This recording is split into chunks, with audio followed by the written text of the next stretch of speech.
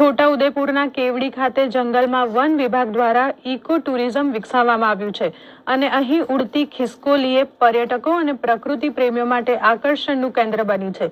ઉડતી ખિસકોલીએ ઇકો ટુરિઝમના કેમ્પસમાં જ મહુડાના વૃક્ષ ઉપર રહેઠાણ બનાવ્યું છે અને સવાર સાંજ એક વૃક્ષ ઉપરથી બીજા વૃક્ષ ઉપર ઉડતી નજરે પડે છે.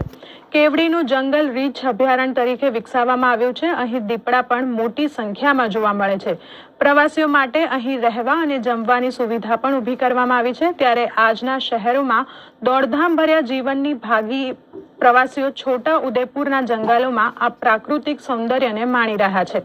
પહેલેથી આપી દીધું છે, તેમ છતાં આપણે એમને એક સારો વિસ્તાર વધે એના માટે વન વિભાગ તરફથી જે જગ્યાઓ છે એ જગ્યાઓને વિકસાવવામાં આવી છે અને સાથે પાણીની વ્યવસ્થા નજીકમાં કરવામાં આવી છે, જેથી કરીને એમને સગવડતા પૂરી મળી રહે. સાથે જે પણ ટુરિસ્ટો આવે છે એને પાણી માટલાના પાણીથી એમને પાણી આપવામાં આવે છે અને જે પાણી વ્યવસ્થા કરવામાં આવે છે, જેથી કરીને પર્યાવરણ અને જે વન્ય પ્રાણીની સુરક્ષાને ધ્યાને લઈને તમામ અહીંયા પગલાં લેવામાં આવે છે. અહીંયા વાતાવરણ બહુ સરસ છે. આટલી ગરમી, બહાર બહુ ગરમી લાગે છે, પણ અહીંયા અંદર વાતાવરણ એકદમ સરસ છે, ઠંડુ વાતાવરણ છે એટલે એકદમ સરસ જગ્યા છે. પ્રકૃતિ એકદમ સોળે કળાએ ઉનાળામાં બી ખીલેલી એવું લાગે છે. ઉડતી ખિસકોલીઓ જોવા મળે છે, રીંછ જોવા મળે છે.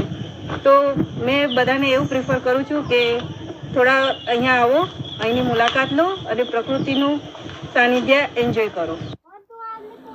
છોટાઉદેપુરના વન વિસ્તારોમાં સૂકા મેવા તરીકે વપરાતી ચારોળીના ઘણા વૃક્ષો આવેલા છે અને તેના દ્વારા આદિવાસીઓને રોજગારી મળી રહે છે. ઉનાળાના સમયમાં આ દરમિયાન વૃક્ષો ઉપર ફળ લાગે છે. ખાવામાં ખાટા મીઠા ફળના ઠળિયામાંથી ચારોળી નીકળે છે.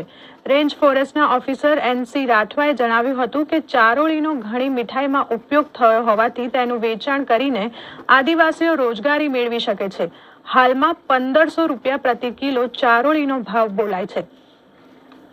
જે જંગલ વિસ્તાર આવેલો છે ત્યાં ચારોળીના પુષ્કળ પ્રમાણમાં વૃક્ષો આવેલા છે અને આ વૃક્ષો ઉપરથી હાલ ચારોળીના જે ફળ જે પાકીને તૈયાર થઈ ગયા છે અને લોકો એમાંથી વીણીને રોજગારી મેળવી રહ્યા છે.